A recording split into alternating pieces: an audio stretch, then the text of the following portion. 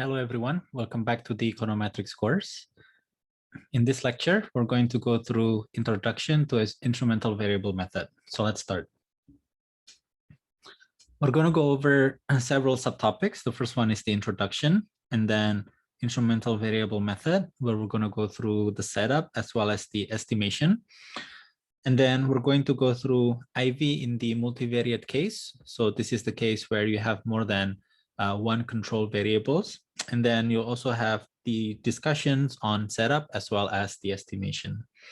So let's get going into the introduction as well as the motivation. So as you guys remember, our discussions since the first chapter suggest that it's quite difficult for us to get experimental data. And so we often use non-experimental data to conduct empirical investigations. So consider a general bivariate regression model. So you want to identify the effect of a particular variable of interest, in this case t, on some outcome variable y. For example, you're interested in identifying the return to education. So basically, if you run this regression, beta 1 hat will be an estimate of the return to education. Or for example, you're interested in looking at the effect of class size T on student achievement Y. Okay. Now, one of the issues that we discussed in the previous lectures regarding a bivariate regression model is that there could be factors that we do not observe. However, the factors that we do not observe is correlated with the variable of interest. So suppose that T is education. And so it could be that there are factors that we do not observe, such as ability or motivation, that could be correlated with the years of education. And so if there is a factor that is correlated with the explanatory variable and we do not observe it, at the same time, the unobservable variable is also correlated with the outcome, then the problem will be the expected value of our estimate will be biased, okay? Or for example, if we're looking at finite sample, then our estimate is going to be inconsistent. So there are, further discussion. Suppose that we extend the model to include control variables. For example, we want to still identify the effect of a particular variable t on y. However, we have covariates or control variables that we can include in the regression. So for example, if t is the year of education, then we can add, for example, gender, indicator of race, indicator on where the individual live, the state of birth, the cohort of birth, and so on and so forth, okay? Now, the big question is whether or not including the covariates will actually allow us to minimize the bias of the estimate. The answer is yes. There's a big potential that including these covariates will reduce the bias. However, it doesn't really guarantee that the addition of control variables or the covariates entirely eliminate the bias, okay? Why is that the case? Well, it's the case that there are still unobserved variables such as motivation and ability. Those are very important variables, but we often do not observe that variable in the regression model. And so just by the virtue of not including it into the regression model, that will produce a bias estimate of beta 1. So that's going to be like the general issue when we discuss estimation of the effect of a particular variable, in this case t, on an outcome variable, okay? So that's the issue of omitted variable bias. And since there's an omitted variable bias, then t, we cannot assume that t exogenous. T is now endogenous, okay? So we need to take into account that t is actually now endogenous, okay? That's actually true for a lot of variables that we use, particularly in non-experimental data. We want to assume that the variable of interest is actually an endogenous variable. So given that the variable is endogenous, we need to think about what's the best way to actually mitigate the issue. That's something that we're actually going to discuss today. All right. So again, this is going to be the issue of omitted variable bias. In other, word is actually unobserved heterogeneity.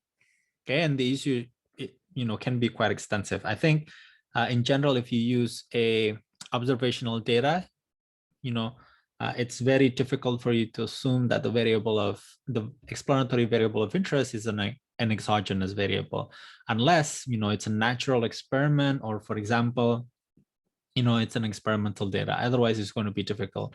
If it's a choice, it's like a choice that individuals made or an entity made, then in general, it's going to be endogenous. Okay. And then again, oftentimes important personal variables such as motivation, ability, and if you talk about firms, then it could be the culture of the firms, the history of the firms, and kind of like the unobserved technology that the firms employ. And those are something that could affect the outcome and at the same time correlates with the explanatory variable of interest. And so T is going to be endogenous. Okay. And there are other very interesting examples, I would say. So Angris has a paper on the effect of military service on labor market outcome. So if you think of it, individuals who decided to enlist in the military will be quite different to the individuals who didn't enlist into the military service. So for example, individuals who chose not to enlist into the military, perhaps could do better in schools, while those who enlisted in the military, perhaps they didn't do well at school. And so just by comparing the labor market outcomes of these two groups of individuals who enlisted in the military and individuals who did not enlist in the military, is going to be quite different. Stephen Levitt has another study on the police force size and then the crime rates. And I think we watched a video in the beginning of the course back in February. If we just regress the police force size and then the crime rates, you'll actually get a positive correlation. Okay, so cities with higher crime rates tend to have higher police force size. Okay, it doesn't say that, oh, higher police force size actually caused the crime rates to go up. That's not the message, but it's just a correlation. So really, you have to be able to identify what's the difference between causation and causality versus correlation. Okay, something that's very important, and it's actually the core of econometrics, particularly microeconometrics.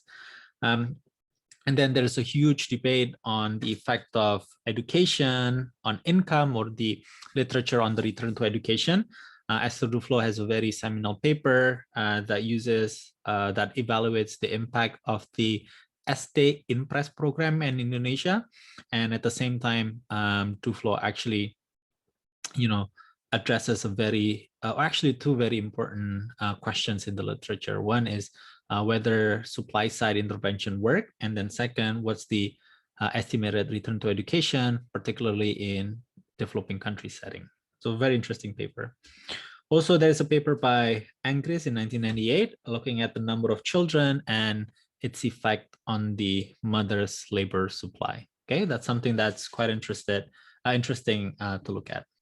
Okay, so again, you all might recall I've mentioned this particular assumption over and over again. And so this is the zero conditional limit assumption.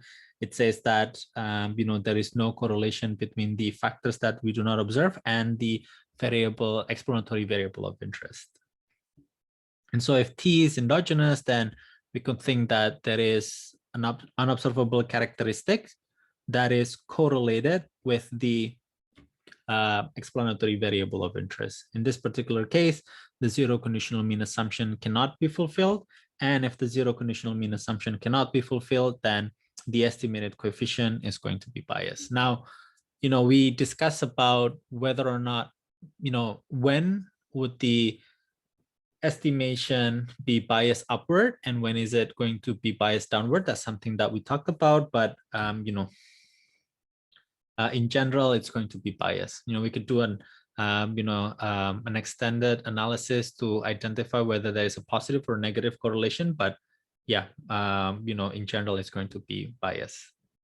So what are the solutions to omitted variable bias and or unobserved heterogeneity? Well, you acknowledge the problem that the variable of interest T is endogenous, but you don't do anything to address the problem, then your estimate is going to be biased or inconsistent. Okay.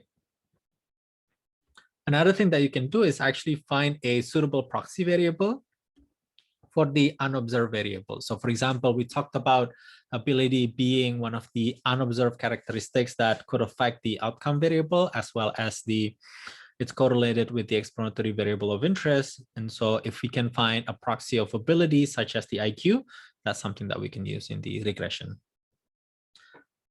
And also assume that the unobserved variable does not change over time. And we can actually obtain a panel data. Then, as you've seen in the chapter 13, we can actually employ a first differencing model. If you use a 2-year panel data, then the first differencing model is actually equivalent to the fixed effects model. Okay. All right. So what we're going to discuss today is actually another solution for omitted variable bias or unobserved heterogeneity. It's called the instrumental variable. Okay, we usually say it's just the IV. So this is a solution, or one of the solutions to the endogeneity problem, is to find an instrumental variable. So what's an instrumental variable? Well, before that, IV methods solve the problem of missing or unknown control variables. So there is unobserved characteristics, unobserved control variables, and IV is gonna, provide us with a solution as much as a randomized control trial obviates extensive controls in a regression. Okay, so IV regression in effect replaces the problematic independent variable with a proxy variable that is uncontaminated by error or unobserved factors that affect the outcome. Okay, so again, let's think about the return to education equation.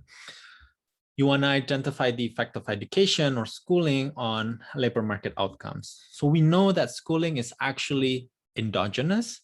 And so what we're trying to find is that, is there an instrumental variable that is exogenous and can actually kind of like, replace the education variable and see what's the effect of that exogenous variation in the education variable on the outcome of interest. So that's something that we're going to look at, relatively closely. So an instrumental variable approach cannot only be used to address the issue of omitted variable bias. In fact, the issue of endogeneity is not exclusive to the issue of omitted variable bias. So endogeneity could also be caused by, these two examples. So the first one is actually the issue of simultaneity. So in a lot of regressions, it's actually quite difficult to tell whether it's the effect of T or the variables, the explanatory variable of interest, or it's actually the effect of Y. So there is this simultaneity, other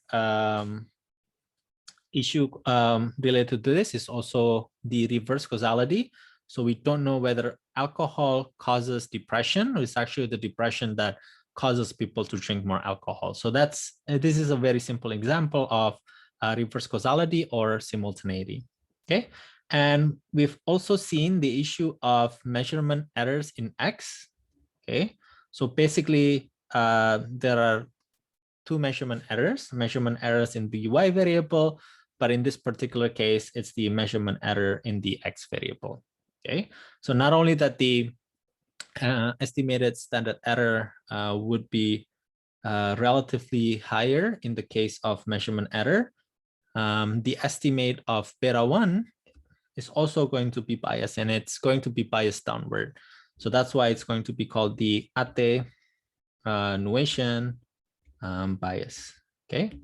And so an instrumental variable not only addresses the issue of omitted variable bias or unobserved heterogeneity, it can also address the issue of simultaneity and then the issue of measurement error. Okay, it doesn't say that it's always guaranteed that instrumental variable would actually solve these issues, but it's one of the best bets that we can use to solve this issue. Okay, and so just to provide you with a pictorial understanding of the issue, again, omitted variable bias, basically there are factors that we do not observe, and the factors that we do not observe, so actually I'm gonna revise that statement. So there is a factors that we do not observe, say for example it's the L. So L not only that it's correlated with the outcome variable of interest, it's also correlated with the explanatory variable. And so in this particular case, if we do not include L in the regression model, then the estimated coefficient of X is going to be biased. Okay. And also we've seen the issue of simultaneity or reverse causality, or in this particular case, it's referred to as the feedback relation. So it's going to be quite difficult to tell whether it's actually X causing Y or it's actually that Y is causing X. So that's something that, we're interested in. Another thing is that measurement error in X, I think it's quite clear that, the X variable is actually or has some errors in measurement, and that's something that we want to take care of. So we're not going to touch upon autoregressive errors as well as spatial effects. However, if you're thinking of doing analysis with spatial data in the future, then you might want to look at, spatial effects could be one of the things that, induces unobserved heterogeneity. All right, very well. So we're gonna dig deep into instrumental variable method. So I understand that the instrumental variable and, what's the role of instrumental variable in a particular regression is still vague, given that we just only discussed that it's a solution, but we haven't done a thorough discussion on, what's the assumptions of the solution and how we can actually utilize such a variable into the regression model. Okay, so again, we're going to consider a particularly simple model, and then we're going to gradually build into a multivariate model. Again, there is an explanatory variable of interest T, and we're interested in looking at the effect of T on Y. However, there is a correlation between the factors that we do not observe and the explanatory variable of interest. Okay, and so in other words, T is endogenous, and if you just regress T on Y, then the estimated beta 1 for your regression is going to be biased. Okay, and the idea is that we need to find an instrument Z for T. However, it's not just any variable that we pick up on the street and then we can use it right away. There's actually a science and an art behind choosing an instrumental variable, but let's get to the technical assumptions first. So the first one is that Z is relevant for explaining T.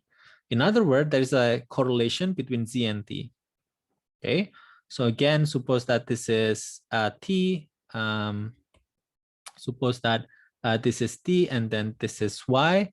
Again, we know that T is endogenous due to some unobserved heterogeneity.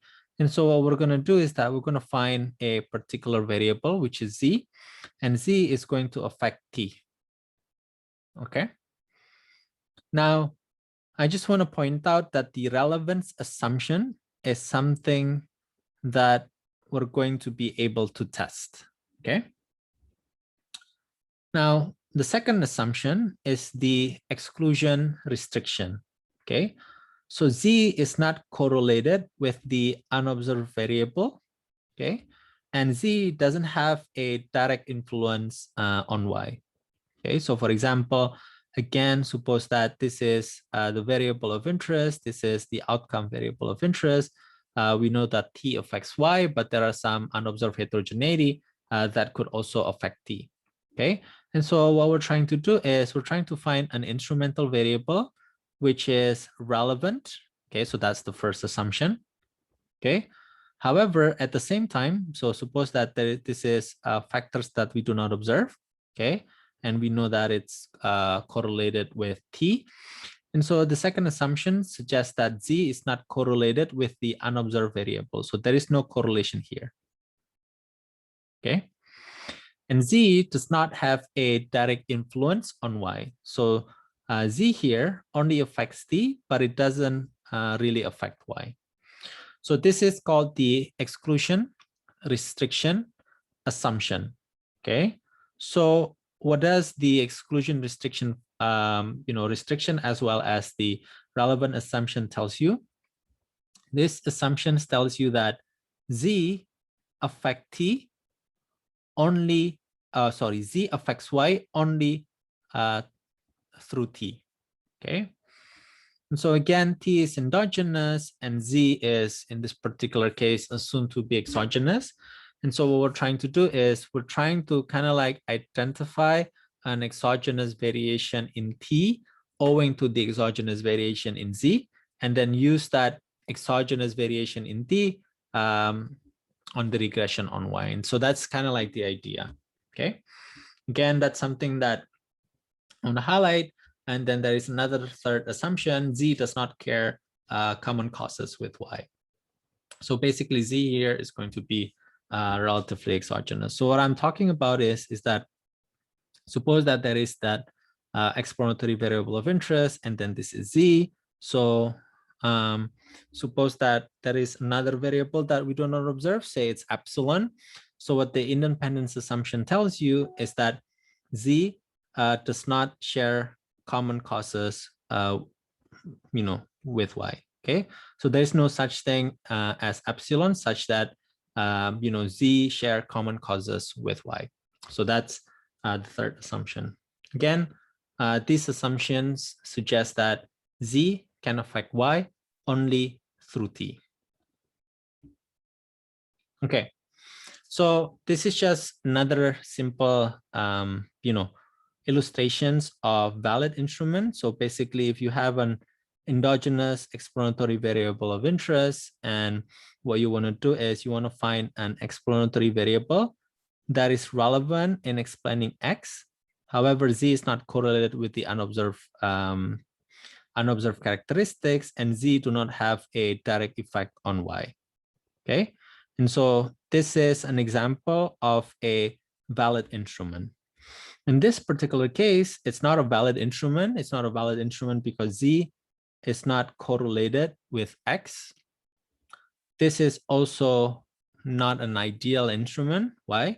Because the instrumental variable Z is actually correlated with the unobserved heterogeneity or the unobserved characteristics.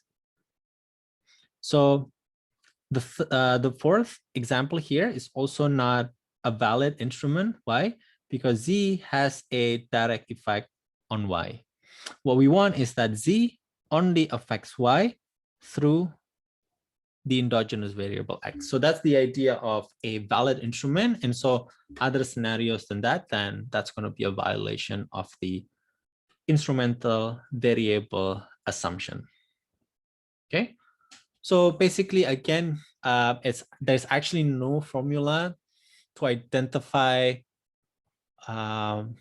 what variable could be an instrumental variable for a particular problem. So you really have to be creative. It takes a lot of reading, and in particular case, it's going to take some dedication to collect the data as well. So it's going to take some time.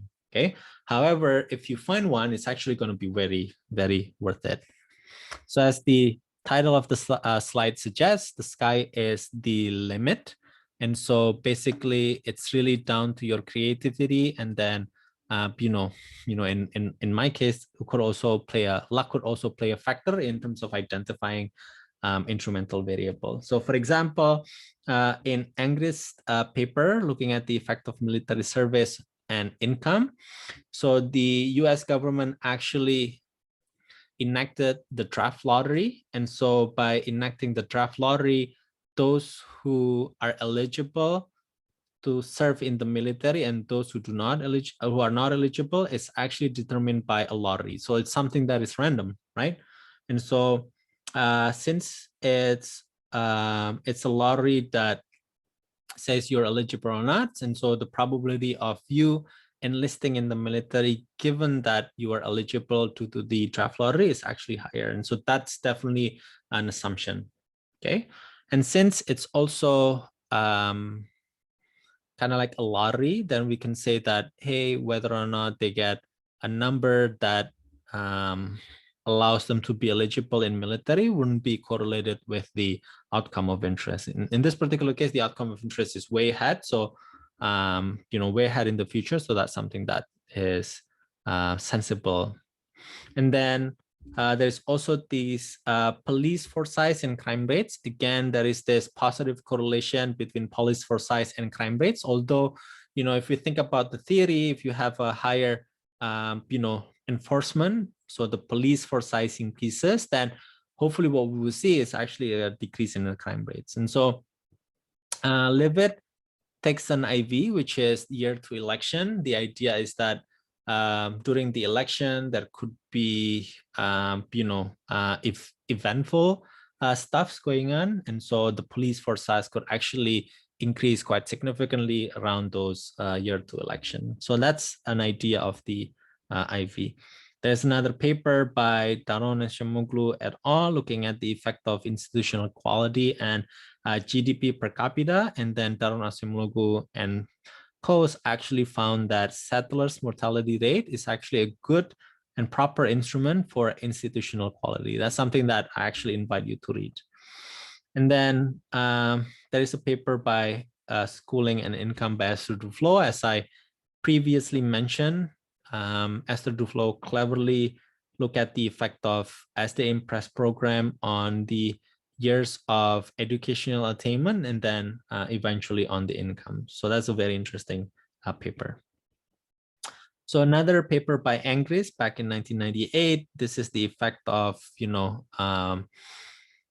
having two or more children and mother's labor supply. So the instrumental variable is that the first two children are on the same sex. The idea is that if parents have, if the parents' first and second born are actually the same sex, then there is a higher probability of having the third kid. So in the hope that the third kid will be of a different gender to the firstborn and then the secondborn in the family. So that's definitely a very interesting paper to look at. Okay. All right. So let's go over the estimation of the instrumental variable. Again, when you talk about estimation, OLS, or in this particular case, it's an estimation for the IV model, you need to think of and you need to keep the assumption in the back of your mind, okay? Because, fulfilling the assumptions are going to be quite important in obtaining a non-biased or a consistent estimate of the data or of the coefficient, okay? And so there are two important aspects that we want to look at. Again, it's the relevance and the exclusion restriction, which are the assumptions, as well as the standard errors of the IV estimate, okay? And so basically, if we satisfy the assumptions, then, okay, my bet here, but I need to fix a typo. This shouldn't be X, it's actually the T, okay? So if we satisfy the assumption, then the estimated beta 1 is going to be the ratio between the covariance of outcome variable and the instrumental variable divided by the covariance between the endogenous variable T and then the explanatory variable. Okay. So, if you read the textbook, then this particular relationship is usually called the reduced form relationship, and then the relationship between the endogenous variable T and then Z is going to be called the first stage. Okay, and so the IV estimator is going to be the following. Okay. So what are the consequences if we violate the assumption? If one of the exclusion restriction assumptions is violated, in this particular case, there is a correlation between unobserved variable and the instrumental variable, and then beta 1 is going to be bias. Okay, so the bias can be large if the correlation between X and Z is actually small. Okay, remember there are two assumptions. The first one is the relevance assumption. So in that assumption, what we want is that T is correlated with the instrumental variable. Now, the issue is that if Z is weakly correlated, okay, or if the correlation between Z and T is actually small, then the bias due to the violation of the exclusion restriction is going to be quite large. So that's something that you need to think about. So basically, yes, the relevance assumption and the exclusion restriction assumptions are two different assumptions, but they play an effect into the estimated coefficient using the IV method. Okay. So that's on the estimation. Again, you want to fulfill the exclusion restriction assumption, the relevance assumption, okay? And again, I just want to point out that the relevance assumption is something that you can test. However, the exclusion restriction test is something that you cannot test. And so the only way that you can actually verify it is through argument. You want to argue that, hey, this, instrumental variable Z is actually a, it's actually exogenous variable. It's not correlated with the outcome variable Y directly. It's also not correlated with the unobserved characteristics. Again, since this assumption involves unobserved characteristics, it's not something that we can actually test. All right. So that's the first key issue in the estimation of IV. Okay. Now, a second issue is the issue of standard errors. So let's go back and then revisit the estimated variance for OLS estimate. If you take a square root of this, then what you'll get is a standard error. Okay. Now, the variance, or if you take the square root, is going to be the standard error. The variance of the IV is the following. So if you notice, then there is this little guy, hiding in the denominator. And this is actually the relationship between the explanatory variable of interest, which is endogenous, X or T in this particular case. It doesn't really matter, but I just want to acknowledge that there is a typo. It shouldn't be X, it's actually T. Yeah, but for consistency with the information in the slide, I'm going to use X, and then X is endogenous. Okay. And so this looks at the relationship between Z and then the X. And so again, basically, this goes back to the relevance assumption, right? So if you think that the relationship, the correlation is high, then R square is going to be relatively high. However, if the relationship is weak, then the R square is going to be low. Now, let's look at the formula here. So if the correlation is weak, then the R square is low, then you can think that the variance or the standard error of the IV estimate is actually going to be relatively high. Okay. However, if the correlation between the explanatory variable and the instrumental variable is actually a strong correlation, then you can think that the R square is going to be relatively high, and then the variance is going to be relatively lower. Okay. So that's also another effect of strong versus weak correlation. We're also going to say that if it's weakly correlated, it's going to be called a weak instrument, and that's something that we do not want in our regression. And so just to compare between the standard error of the OLS and the standard error of IV, then there is this R square going around. So basically, in general, R square is always going to be between 0 and 1 inclusive.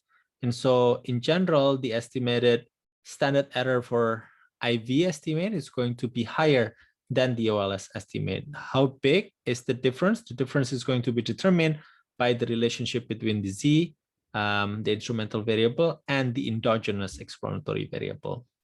Okay. So when you do your exercises in Stata, you want to identify that standard errors between OLS and IV are going to be different. Okay.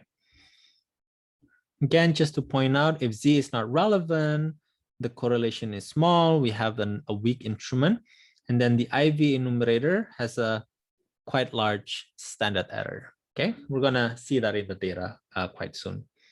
Okay, so I'm not gonna go through the tests of endogeneity, relatively in detail here. Whether or not a variable is endogenous actually, involves unobserved characteristics. So whether or not a variable is endogenous cannot just be determined by a particular test, but it should also be clarified by logic and assumptions, okay? And so if I think that a particular variable of interest is, correlated with an exploratory, with unobserved characteristics, then, I can claim that it's endogenous, without doing any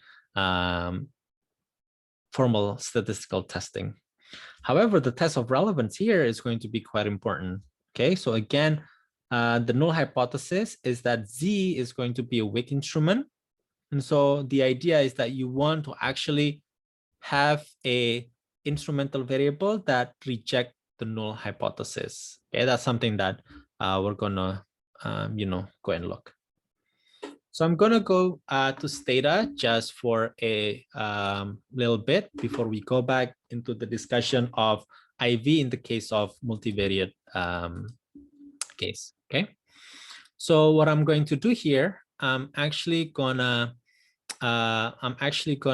use a particular data set. It's called the wage to data. So my apology, I need to probably change this directory.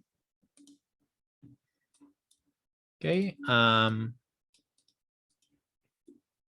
let's use data, wage to data. So I'm using the wage to data. So what do we get from this particular data? You have the wage and then the log of wage, which is, we have wage as well as log of wage, which are the main outcome variable of interest. And then we're interested in looking at the effect of education, or we're looking at the return to education. So these are all the variables. And then for our exercise, I'm going to assume that siblings is actually a good instrumental variable to use. Again, that's my prior assumption. We have to go through and look at the other assumptions, but for the sake of example, suppose that this is going to be the variables that I'm interested in. Okay, and so before I go and do the instrumental variable case, I'm going to do a regression of log wage and education. Okay, so given that the left-hand side variable is a log transform variable, then the estimated coefficient suggests that additional year of schooling is correlated with a higher income by about 5.98%. Okay, so another alternative is to use the IV regress. Okay, again, I'm just going to provide you with an example first without looking through the assumptions, which, in practice, you should actually do the other way around. You should look at the assumption before you do the regression. But for the sake of example, I'm going to provide you with an illustration of an IV estimate. So we know that education is actually endogenous. Okay, so we want to find an explanatory variable, which is the siblings here. Okay. Again, I didn't use robust heteroscedasticity robust standard error in the previous regression, you can also use it here. But for the sake of comparison, I'm not going to use heteroscedasticity robust comparison yet. Okay, so let's do the regression. Okay. So what's interesting in this particular case? So the first one is that in the OLS, the estimated standard error is lower than the estimated standard error using the IV. Okay, so this is the issue that, you know, it doesn't say anything whether or not sibling is a weak instrument or not, but it just tells you that in general, the estimated standard error of IV is going to be larger. Okay, in this particular case, the standard error of the IV is actually almost, almost 5 times the standard error of the OLS. Quite big difference, right? Okay. What's interesting is that the estimated coefficient is no longer about 5.98%. So after we use instrumental variable, the estimated return to education is now higher by about 12.24%. Okay, which is relatively high. Okay. And so let's discuss the assumptions. Okay. So I think we can go to the first assumption. So the first assumption is the relevance assumption. So we can actually use the relevance assumption by using the ESTAT, okay, for stage. So ESTAT is going to call commands that is relevant after or post estimation of the IV. Okay. All right. So in this particular case, what we're interested in is to look at the F test. Okay. And then what you're going to do is you're going to compare it with a particular critical value. Okay. And so the F test, or in this particular case, is the minimum eigenvalue statistic. And we're going to test whether or not the instruments are weak. That's the null hypothesis. And so you're going to compare it with a critical value. In this particular case is 16.38%. So that's the highest critical value, and you actually want the highest critical value. And so in this particular case, the F statistics exceed the critical value. Okay, so what does it mean? It means that we reject the null hypothesis. And if we reject the null hypothesis, then the instruments are actually not a weak instrument. So we can reject the null hypothesis, and we can conclude that siblings, the number of siblings, is actually a proper instrument, or not a weak instrument. So that's the first assumption. The second assumption is you have to think about how siblings would fulfill the exclusion restriction assumption or not. Okay, could it be the case that there is a unobserved variable that is correlated with the number of siblings, whether unobserved ability is correlated with the number of siblings. So for example, if you have higher siblings, then a particular family could face the issue of budget constraint, and so the amount of, say, nutrition or the amount of education could be worse off in the case that there is just 1 or 2 siblings versus like large siblings, and that could also actually affect the unobservability. So that's one way that using sibling as an instrumental variable may actually violate the exclusion restriction assumption. Another way that the use of sibling could actually affect the could actually violate the exclusion restriction function is that the number of siblings could have a direct effect on the outcome variable of interest, although it may be a weak correlation, but it could be one of the ways that the exclusion restriction assumption will be violated in this particular case. Okay, so again, in this, I just want to highlight that when we do our regression, we don't regress first and then discuss the assumptions. We actually want to discuss the assumptions first before we regress. But for the sake of example, I did the discussion after I do the regression. Okay, but for practical reason, please discuss the assumptions first, given the variables of interest and then the instrumental variable. And then after you're quite confident with the fact that you fulfill the assumptions, then you can do the regression. Okay. But again, it's always nice to be conservative in the sense that, okay, I'm doing this regression, although, I can defend my assumptions, particularly the exclusion restriction assumption. But perhaps I could be, more careful by doing some sensitivity analysis just to make sure that, it's a proper instrument. Okay, so the next discussion will be, discussion of instrumental variable in the case of multivariate case.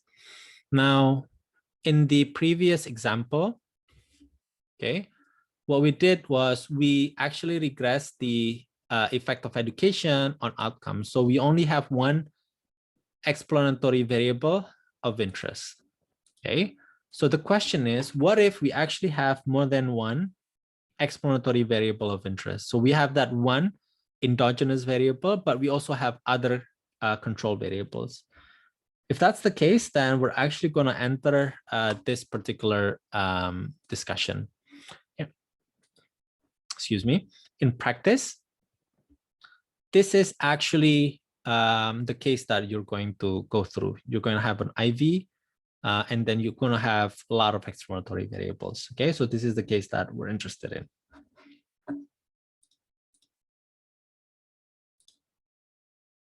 Okay, so we're going to consider a more general case. Again, we're interested in looking at the effect of an endogenous variable T on an outcome variable Y. Okay, so that's going to be the interest of the analysis. And you can also include explanatory variable x1, x2 until xk. Okay, so suppose that, again, T is endogenous, and so the number of endogenous variable is k star equal to 1. Now, it doesn't say that, it means that all of the explanatory variables of interest are actually exogenous. So that's not to say. What we mean by having one endogenous variable is that we only assume that T is endogenous. So it could be that x1 is endogenous, but we're not interested in looking at the effect of x1 on y. We're only interested in looking at one endogenous variable on ny. However, if you think that you're interested in looking at the effects of two endogenous variables, and so you have to state that you have two endogenous variables that you're interested in. Okay, and the good thing about this is that you can actually extend the model such that you have more than one endogenous variable. However, in many cases, you actually just want to look at one particularly endogenous variable. So for the rank condition for identification, we need as much instruments as the endogenous variable. Okay, so for example, if you have two endogenous variables, then you want to have at least two instrumental variables. However, you just have one endogenous variable, then you can use at least one endogenous instrumental variable. Okay. And if the rank condition for identification is fulfilled, then we can use what's called the two-stage least square. Okay. So let's go through the estimation. So since this is a two-stage least square, then we have to think about the two stages. So the first stage is regress each endogenous variable on all of the instruments and all of the exogenous variables. Okay.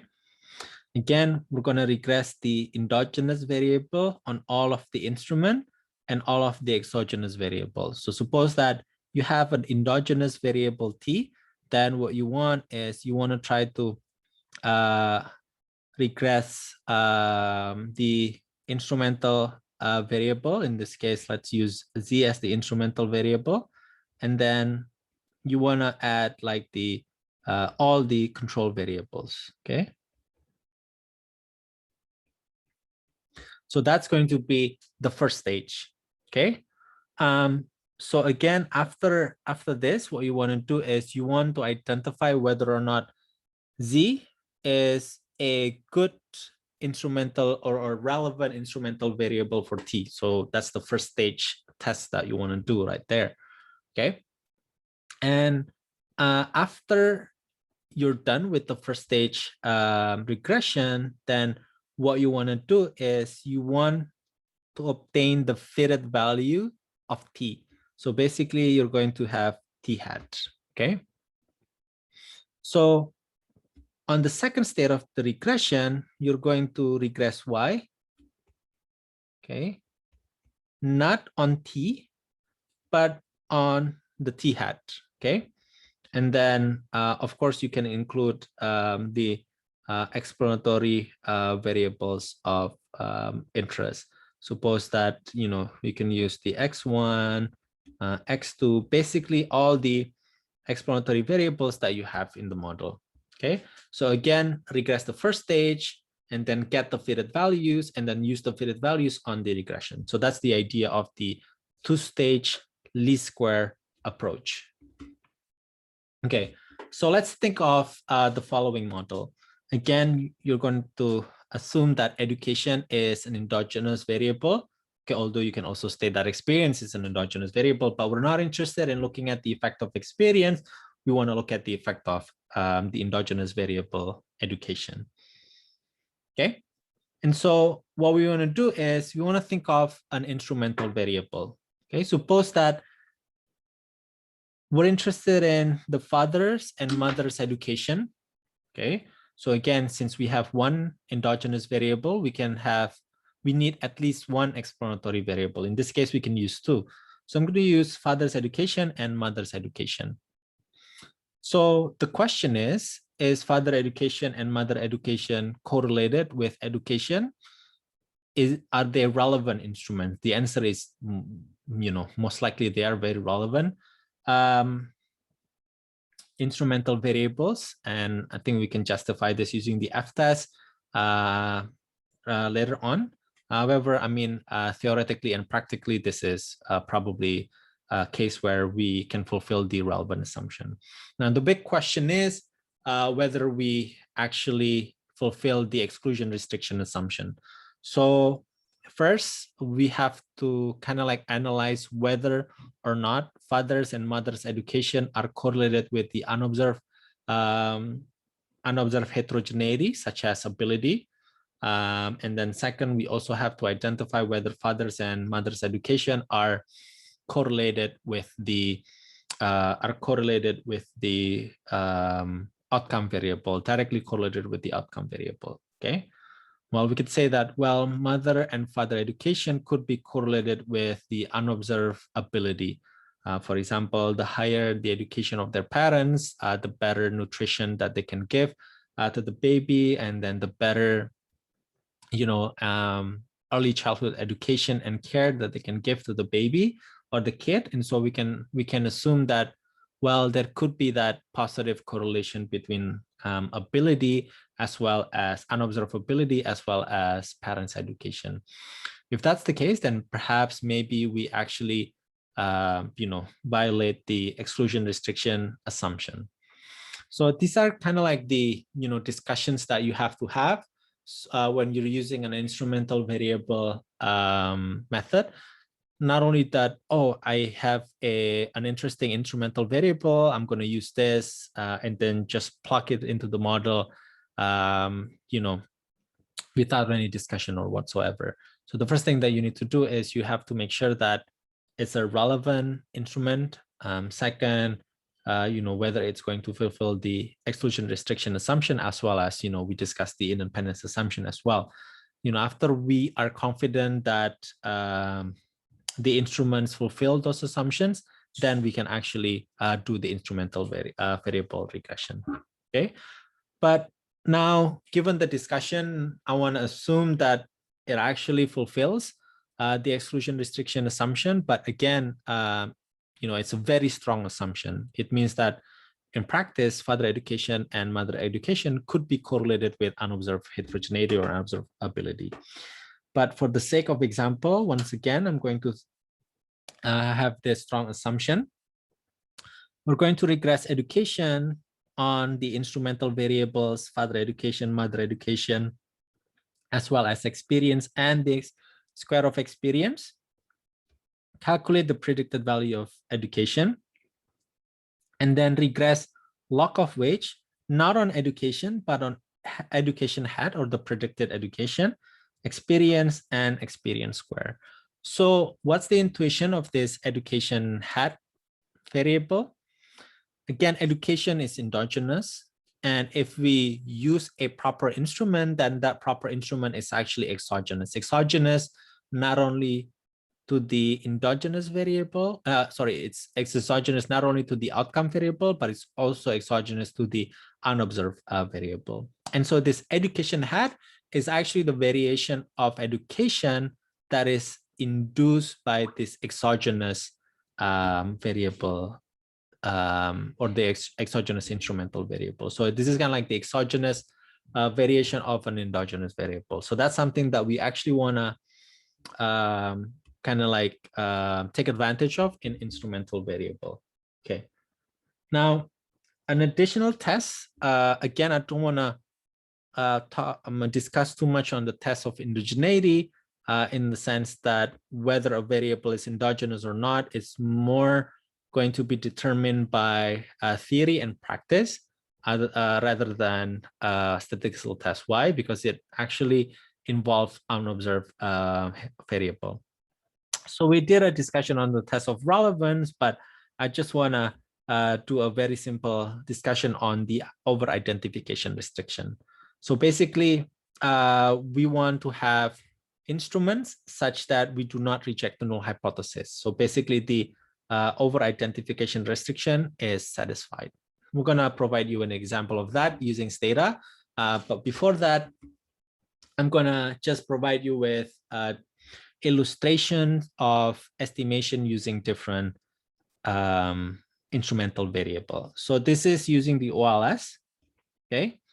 And then this is estimation using siblings as the instrumental variable, mother's education as the instrumental variable, father's and mother's education as the instrumental variable, okay?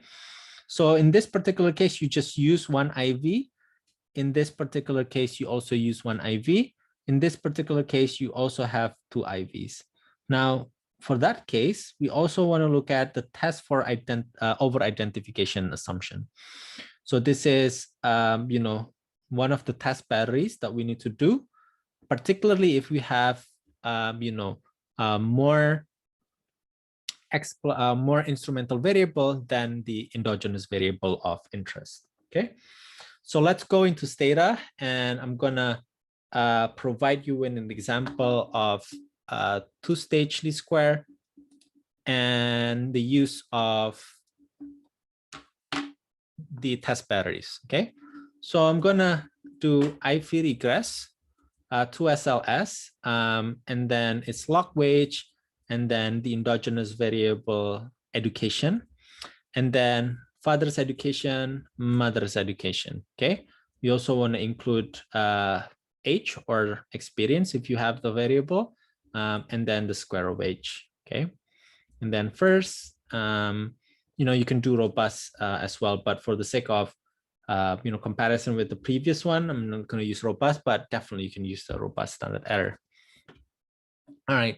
So again, the first thing for the 2SLS is, to show you the first stage regression. So the first stage regression suggests that both the father's and mother's education are actually, significantly variables that are significantly correlated with years of education. Again, theoretically and practically are very sensible. And then once you do this regression, you want to include the education hat variable, which is the exogenous variation of the endogenous variable induced by the instrumental variable, assuming that all of the assumptions are fulfilled. So we can do the first stage test here, okay? And then we're interested in here, the F statistics. The F statistics in this particular case is 96. And then the highest critical value is 19. So we can definitely reject the null hypothesis that the instruments are weak. And so we can actually conclude that father's and mother's education fulfill the first relevant assumption, okay? And then we also want to do the over identification test, which is the over ID. And then the over ID is going to provide you with two statistics. You can use either one. And then again, the p-value suggests that we do not reject the null hypothesis. And if we do not reject the null hypothesis, then we satisfy the over identification assumption, okay? And so once we do this Berry test and then definitely have a deep discussion on whether or not the instrumental variable fulfills the over identification assumption. And then after that, we can kind of like summarize the estimated coefficient. So in this particular example, once we do the instrumental variable method, the estimated return to education is about 10.65%. So additional years of schooling is correlated with higher wages by 10.65%. So the estimated coefficient is actually larger than the OLS estimate. So if you do the same regression, but instead of using the IV regress, I'm just going to use OLS, very simple OLS.